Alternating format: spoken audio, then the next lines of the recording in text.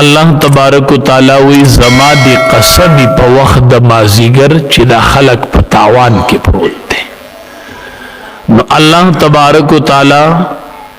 قرآن کریم کې قسم خوړلې دی والعصر په وخت د مازیګر. دی وخت د مازیګر باندې ولی الله قسم خوړلې دی؟ یو خبره خدا ده چې دا وخت د مازیګر چې دی دا ډیر قیمتي ټیم دی، ځکه په الله قسم خوړلې. څنګه قیمتي دی؟ مازیګر منځ کې د ماښام د شپې چې کم فرشتي مقرر دي د ډیوټۍ د پاره کم ملائک هغه راشي، او سحر چې کم ملائک راغلي نو هغه ځي.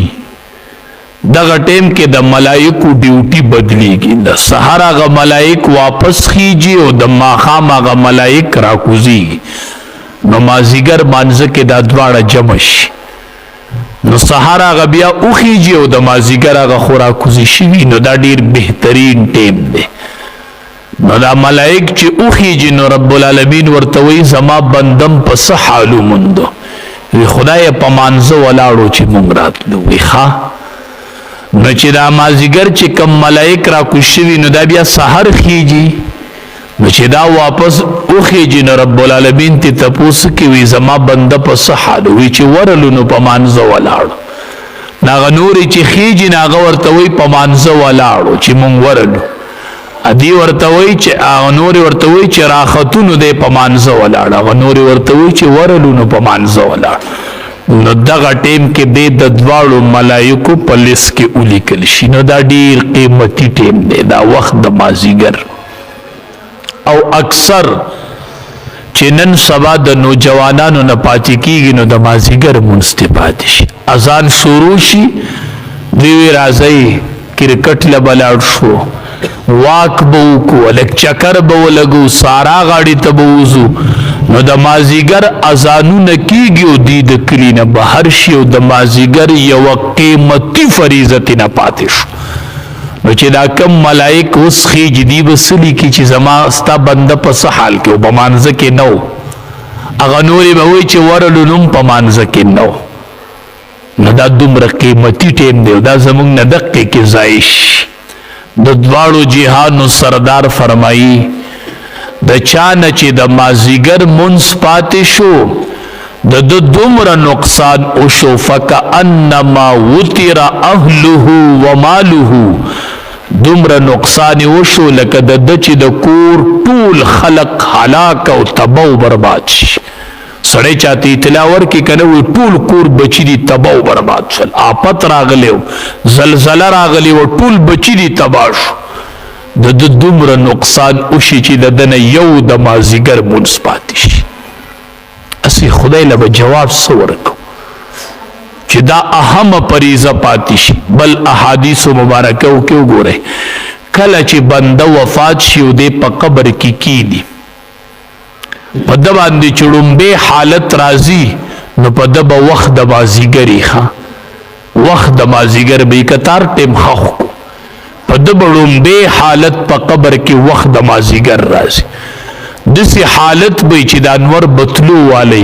دی به وایي ما پرېږدئ زه مونځ کوم، ما پرېږدئ زه مونځ کوم. نو چې دنیا کې خو یې مونځ کړی وي که نه نو هلته به ووایي چې ما پرېږدئ زه مونځ کوم. ځکه الله قرآن کې قسم خوړلی دی والعصر، زما د قسمې په وخت د مازیګر. دا دومره قیمتي ټیم دی. نو یو به قبر کې په سړي وخت د مازیګري، بل دې ټیم کې د دواړو ټیمونو هغه ملائک جمع شي. نو تاسو سوچ نه کوئ چې زه مازیګر مونځ اهمه فریضه با جماعت ولاړ یم چې د تلو ملائک مې لیست کې ولیکي او د راکوزېدو هغه به هم لیست کې ولیکي چې مونږ ورلو نو بنده دې په مانځه ولاړ. دا نور به راپورټ وسي به چې الله راتلو نو بنده دې په مانځه ولاړو. نو ښه نه ده چې د الله په دربار کې حاضري ولګي. الته چرته غیر حاضر ونه لګو. مونږ چې یوه ورځ نوکرۍ کې غیر حاضري راپسې ولګي مدرسه کې او سکول کې او نوکرۍ کې څومره ټینشنې راسي. غیر حاضر لیکلی شوی یم او هره ورځ ملایکو عملنامه ستا خیجي او هغې کې ته غیر حاضر لیکل کېږي. دا څومره لوی نقصان. نو ځکه الله قسم خوري په وخت د مازیګر. بل علما وایي دې کې یو بلې خبرې ته اشاره ده ښه دا ده چې دا مازدیګری چې دی دا ډېر لڼي ښه خو د جمعې که د اوړي خو مازدیګر به لڼي ښه وګورئ مازدیګر به لڼي وګورئ ځان له پې خپل اندازه والی نو څه د پاسه ګنټه ټیم دی هم په اوړي کې هم په جمعې کې ګوره شپه ګورئ څومره اوږده شي په جمعې اوړي کې ورځ څومره اوږده شي لنډه شي خو مازدیګری په خپل حال یي ښه نو دا مازدیګر چې دی دا ډېر کم ټیم دی تاسو به خیال کړئ سړی د مازدیګر لمونځ وکړي لږ ټیم پس یو کار لا سړي نه کړی چې د ماښام اذان شروع شي نو دې کې اشاره د دې خبرې ته چې والعصر زما د قسم په وخت د مازدیګر بندا دا مازدیګر چې څومره مختصر دی داسې ستا د ټول ژوند مثال د یو مازدیګري دی دا ژوند یو مازدیګر دی ګورې په ژوند مه دوکه کېږئ والعصر دا ژوند چې دی دا یو مازدیګر دی مازدیګر څومره زر تیریږي داسې به د ژوند دا ګړۍ ډېرې زر ختمې شي په ژوند مه دوکه کېږئ ژوند یو مازدیګری دی په ځوانۍ مه دوکه کېږئ ځواني یو مازدیګری دی په نوکرو مه دوکه کېږئ دا یو مازدیګری دی په ګاډو مه دوکه کېږئ دا یو مازدیګری دی والعصر زما د قسمي په وخت د مازدیګر دا ارس ټول د ژوند چې راټول کې دا یو مازدیګر دی په یو مازدیګر مونږ ځان له ټول اخرت ولې تباه او برباد کو په یو مازدیګر ځان له اخرت نه خرابو والعصر زما د قسمي په وخت د مازدیګر په یو مازدیګر ځان له اخرت نه ورانو په یو مازدیګر ځان له د اخرت ټول ژوند برباد کو ټول ژوند تباه او برباد کو ژوند کې ډېر سوچ کو نوح علیه السلام چې وفات کېده زامن یې راغونډ کړل زامنو ته وصیت کوي نصیحت ورته کوي نوح علیه السلام خپلو زامنو ته نصیحت کوي مونږ هم زامنو ته نصیحت کوو پلان کې به دومره پیسې دي او دومره دی او دا ستا او دا کور د ده دا اوتې بوتې پلان کې سره به تعلق ساتئ پلان کې سره به نه ساتئ دا خبرې دي نوح علیه السلام چې وفات کېده زامن یې راټول کړو زه تاسو ته لږ نصیحت کوم زه د دنیا نه ځمه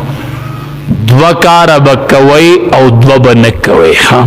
زامنو ته دوه کاره به کوئ دوه به نه کوئ چې کوم دوه د نه کولو دي هغه یو دا دی چې یو به شرک نه کوئ شرک به نه کوئ بس زامنو شرک به نه کوئ شرک د الله سره بل څوک شریکول په ذات کې په صفاتو کې په عبادت کې نه د الله سره به شریک نه جوړوئ بس دویم نصیحت می درته دا دی بچو یو به د الله سره شرک نه کوئ بل به تکبر نه کوئ ښه بچو تکبر به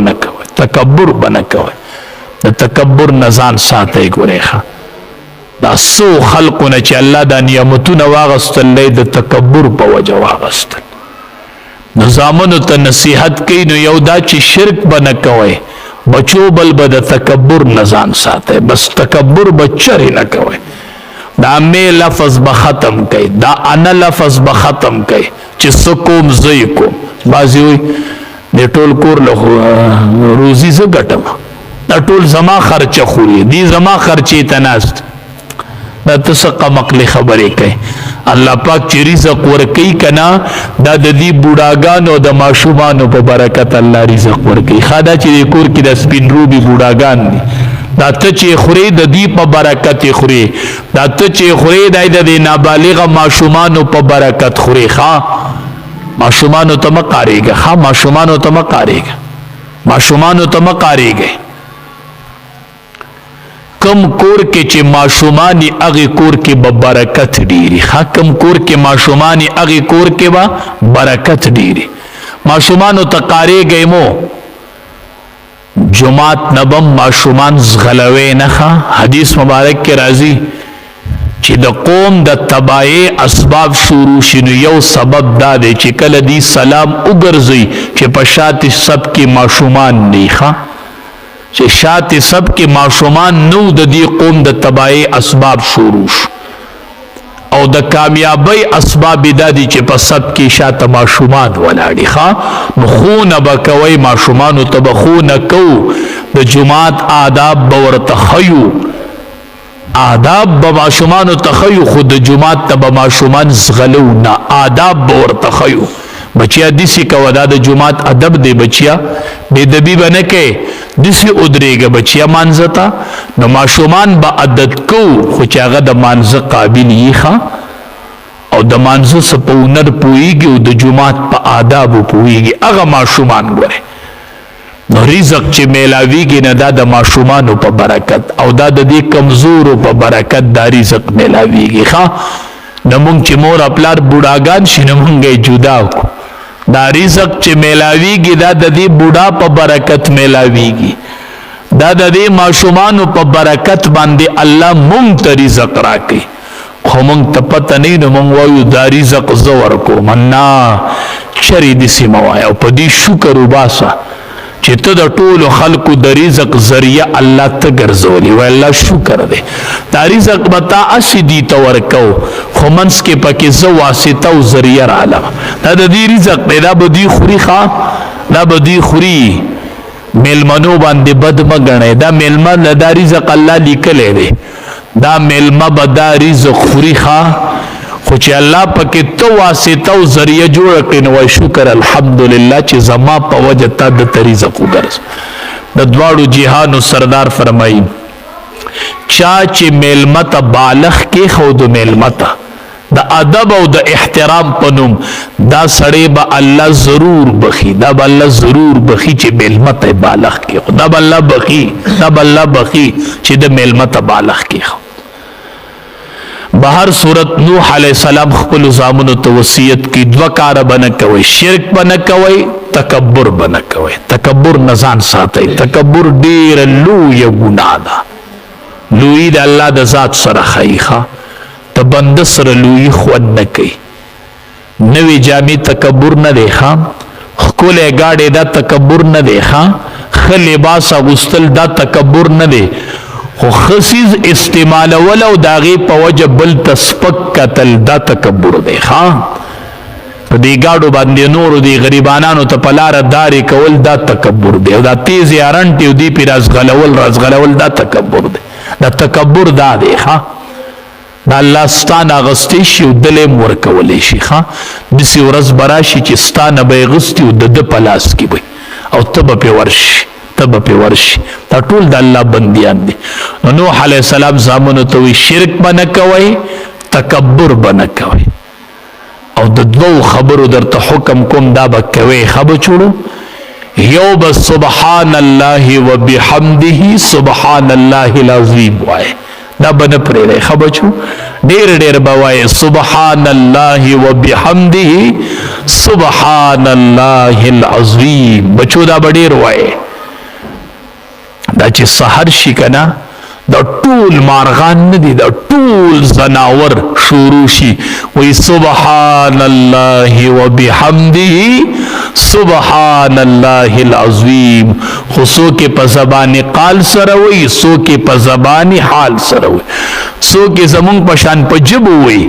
څوک په جبه نه وی خو حالت وی الله په پوهیږي چې دی لګیا دی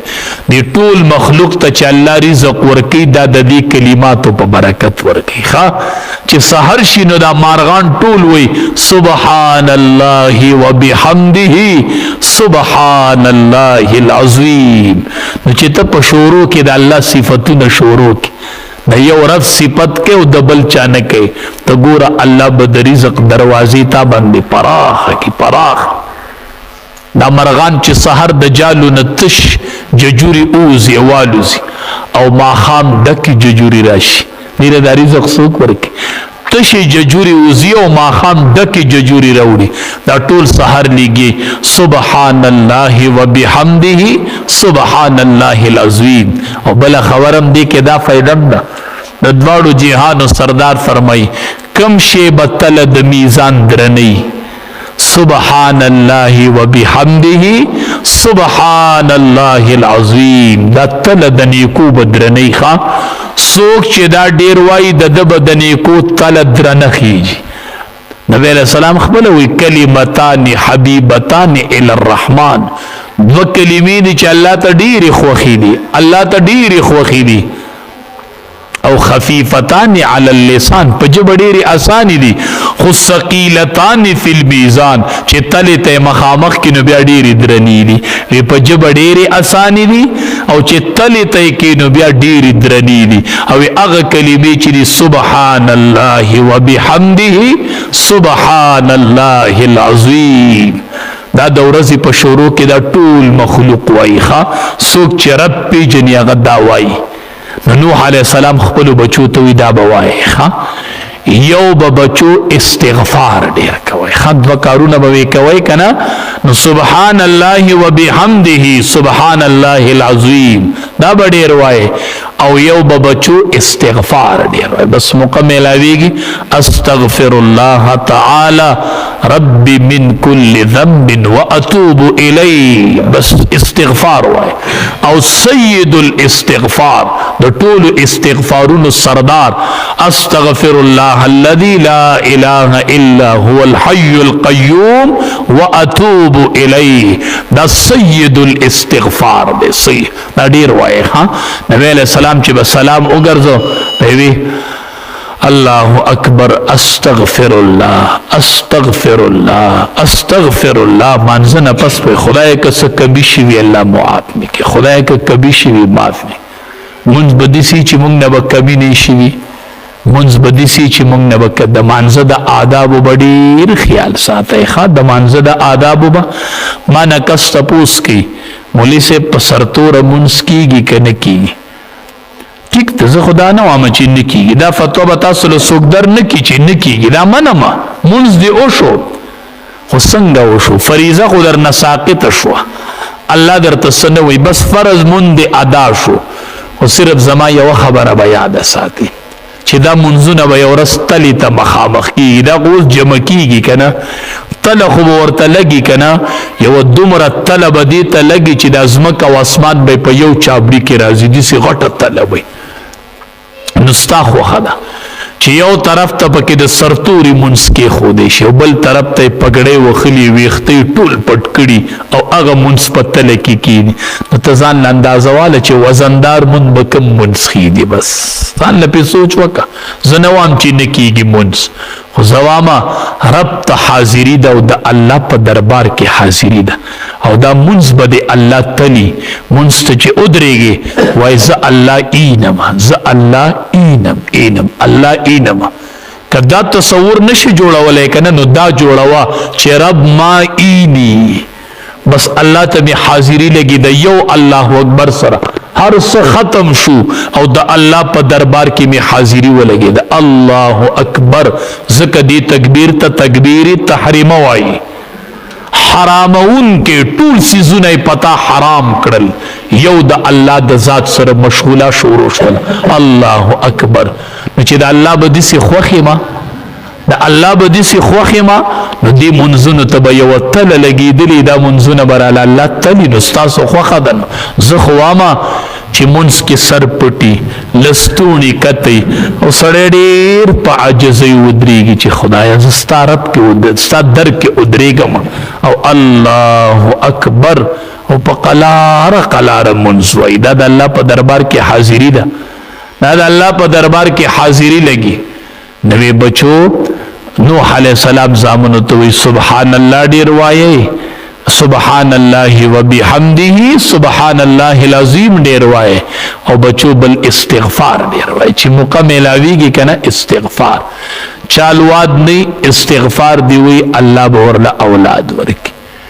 د چا کاروبار بند رزق کم دی استغفار دی وی الله به ورله اولاد ورکي. باران په یو قوم نه کېږي استغفار دی وی الله به پې باران راووري. ښه مالونه سیوا کوي، اولادونه سیوا کوي، بارانونه به راوورېږي. استغفار استغفار. نو نوح علیه السلام خپلو بچو ته وی استغفار وایه. او چې کله د نبی کریم صلی الله علیه وسلم د وفات ټیم راغی زمونږ د ټولو آقا د ټولو انبیو امام چې د وفات ټیم راغی بیبي عایشه رضی الله تعالی عنها فرمای وی سر زما په غیږ کې پروت چې لاس پیلونکو داسې به په دې تندي راښکه خدای زه د زنکدن د سختو نه امان غواړم خدای ما ته اسانې کړي وی لاس پې راغسته لونده به داسې به په مخ راښکو مونږ ته لا دا چپې پاتې دي ښه مونږ ته لا دا چپه پاتې ده خدایه چې په څه حال به م زنکدن یو څه سخت به وي دا روح په څنګه وځي خدایه په کومه طریقه وي دا روح به رانه څنګه خیږي نو داسې به یې لاس لونکو په اوبو کې داسې به یې په ځان راغلو خدایه ما ته دا چپې لږې اسانې کې خدایه او وی سر زما په غیږ کې پروت و د نبي علیه السلام دې کې یو سبق هم دې ښځو ته ورکوي ښه بیبي عایشه رضی الله تعالی عنها د قرآن حافظه وه عالمه وه فقیه هم وه ام عالمه وه ام حافظه وه ام فقیه وه خو زنانه ورته وایو چې ام حافظه وه ام عالمه وه ام فقیه وه خو د خاوند اطاعت یې څنګه کړی وي پیغمبر مې د خپلې غېږې نه رخصت کړی و ښه نو حفظ دې منم علم دې منم زنانه فقاهت دې منم خدا ارس دی د خاون د خدمت نه پس منمه دا ارس به د الله پیدا نه کی چې د خاون خدمت ورسره ځکه بیبي عایشه رضی الله تعالی عنها څومره اوچته بیبي ده نبی علیہ السلام ورته بیبي عایشه رضی الله تعالی عنها ته دومره بختوره کنه دومره الله ته خوښه چې زه تا سره یو کمبل کې یم د ام جبرئیل امین والا وحی راوړي او کله ناکله راته جبرئیل امین وایي بیبي عایشې ته ووایه بیبي عایشې ته زما سلام ووایه زه اینم او دامن بیبي عایشې ته مې سلام ووایه دومره مبارک او قیمتي او دینداره بیبي خو پیغمبر مې ګورې د خپلې غېږې نه لېږلی دی ښه زنکدن یې زما غېږ کې تېر کړی بیبیانو زنکدن وی زما ستاسو آقا ستاسو پیغمبر د مؤمنانو مور وایي ما د خپل غیږ نه رخصت کړی دی چې ته نو زما غیږ وه وی نمبر زما و کور زما و غیږ زما وه او لاړې مې هم شریکې شوې ورسره نمبر زما کور زما غیږ زما لاړې زما چې د دواړو جهانو سردار مې رخصت کو ما د خپلې غیږ نه لېږلی دی ښه د دواړو جهانو سردار فرمایي ایما امرأة ماتت وزوجها عنها راز دخلت الجنه چې کومه ښځه مړه شوله او خاوند ترې نه رضا و نبی علیه السلام فرمایي دخلت الجنه دا جنت ته لاړه دا جنت ته لاړه بیبیانو مونځ به وړئ روجې به وړئ زکات به وړئ ذکر به وړئ درود شریف به وړئ خو د دې سره به د خاوند رضا وړئ ګورې که د خاوند رضا نه وه نو دا هر څه به یې خو ګورې کار به م ګران یي هلته به م پاس کېده ګران نو بیبي عایشه رضی الله تعالی عنها فرمایي چې نبی علیه السلام رخصتېدو ما وی دی بس کلمات اخیری وي نبی علیہ السلام سره خو غم د امت او د ټول امت داسې مشفق پیغمبر چې رخصتېدو وی ما ول د خولې نه واورېدل چې اسوله بیبي عایشې زما امت په خبر کوي چې اسوله چې ستاسو آقا د دنیا نه تو نبی علیہ السلام د دنیا نه تو نو تاسو ته وی چې اسوله د مونځ به اهتمام کوئ مونځ به نه پرېږدئ مونځ به نه پرېږدئ مونځ به نه پرېږدئ مونځ به نه پرېږدئ د دوو صحابو په تکیه نبی علیہ السلام منزل راغلی دی ښه چې کله بیمار شو یو طرف ته په یو تکیه او بل طرف ته په او خپې به یې داسې په ډاګه راښکش وي او امام الانبیا به مسجد ته حاضري کوه په داسې حال نبی علیہ السلام منزل راغلی نو الصلا زما امت ته به ووایي چې الصلا د مونځ به ډېر خیال ساتئ ځوانانو د مونځ ډېر خیال ساتئ ډېر په ادب او په احترام یې کوئ ځوانانو نقصان به ومومئ موږ ځکه تاسو ته وایو خفه په دې یو چې د جمعې مونځ وشي فرض سلام وګرځي نو جوانان ټول کور ته لاړ شي د جومات نه وځي سنت پرېږدي مه کوئ سنت چې تاسو یې نه کوئ مه یې کوئ خدا یاد ساته چې نبی علیہ السلام نه به مخامخ ورځئ که نه حاضري به دې کېږي که نه دا سنت د چا سنتو دا د چا سنتو دا مونږ له تاسو کوئ تاسو علماء وی سنت او سنت، زوام سنت او سنت بالکل. نبی علیہ السلام فرمایي چې د چا څوک سنت نه کوي د به فرض نیمګړي. ښه دا یاد ساتئ، دا ځان سره ولیکئ. او تاسو ته وایم، مشرانو تاسو ته وایم، دا ستاسو بچي دي. دا سنت چې نه کوي دا ستاسو بچي دي. نو چې پلار سنت نه کوي نو زه بچي ته د بچي نه ګیله ولې وکړم چې پلار د بچي نه مخکې رواني. بچی ته وایه کور کې به نه کوي سنت. دا داسې زبرګان راغلي دي چې دا کور سنت کوي. تم کور به کوم، ته داسې زبرګ راغلی چې ته کور سنت وایه کور به یې نه کوي، په جومات کې به یې کوي، په دقې جومات کې به سنت کوي. کور مه کوه ماله سنت. ته داسې د زمانې زبرګ راغلی چې سنت ولکو. وایي نبی علیه السلام سنت کور کړي دي. چې هغې وخت ته ورسې بیا یې کوه خیر دی. نو دا سنت نه کوي، په دې باندې نوجوانان وزي د جوماتونو نه. دا درته وام مشرانو، دا درته وام، دا درته ښه کوله وام، نن سنت پرېږدي مشرو. دا یاد ساته چې د جمعې اذان به وشي او فرض مونځ به کېږي او سبا به دې بچي کور ناستي. که یې فرض پرې نه ښودل نو ماله نوم بدل که نوم د جمعې په ورځ به د سړي نه د فرض مانځه رکات کېږي. دا بچې ته کور ته پرېږدی، دې ته ډوډۍ ته پرېږدی. د جمعې په ورځ د ده نه د فرض مونځ رکات نیمګړی شي، فرض مونځ ترې پاتې شي. نن سنت پرېږدي، سبا به فرض پرېږدي. ښه دا سنت مونځ نه دی. نو نبی علیه السلام وی الصلاة الصلاة، زما امت مونځ به نه پرېږدی، مونځ به نه پرېږدی. او دویمې پسې وی وما ملکت ایمانکم، ستاسو چې څومره ماته خلک ته دي سره به ښه سلوک کوئ. ښه نوکرانو سره، دیاړیمارو سره، فقیرانو سره، کور کې بیبیانو سره، ستاسو چې څومره ماته خلک ستاسو د لاس ته لاندې. ښه دکان کې نوکر دی، افسر ستا د لاندې واړه نوکران دي، نایې کې ډېره ور دی، نایې کې فقیر دی د کوټې، دا ټول ستا ماتخت دي که نه. نو د ماتخته خلقو سره به ښه سلوک کوئ. روایاتو کې راځي نبی کریم صلی الله علیه وسلم په ټوله زمانه کې چې څومره ژوند تیر شوی دی غلامي چرته نه دی وښلی. ښه او بیبي چرته نه ده وښلي. ښه نه یې ښځه والده خپله او نه یې چرته غلام وښلی دی. په دې دومره ژوند کې څومره ژوند تیر شوی دی چرته یې غلام نه دی وښلی، چرته یې ټبر نه ده وښلی. دا دومره ډېر ژوند کې چرته نشته چې غلام یې وښلی دی او چرته نشته چې بیبي وښلې ده. داسې ژوند د ماتخته خلقو سره تیر کړی دی. نو وما ملکت ایمانکم، د منځ اهتمام او د ماتخته خلقو سره ښه سلوک، دا دوه خبرې نبی علیه السلام پرېښودلې او بیا د دنیا نه لاړ. دی امت ته اخري خبرې پرېښودې دي. رب العالمین دې مونږ ټول منګزار کړي. خدای دې زمونږ د نوجوانانو د دې مونځ سره محبت پیدا کړي. بس په لنډو خبره ده، خدای دې دې ته د مونځ د حقیقت ښکاره کړي چې دا مونځ څه څیز دی. زه هم کاش چې نوجوانانو دا تپوس کولی چې مولوي صاحب د جمعې په ورځ به نبی علیه السلام په مانځه کې کوم سورتونه ویل چې نبی علیه السلام به مخکې شو. صحابي وي ما ورته کتل چې مانځه ته مخکې شو، دا توره شملۍ د ولو په منځ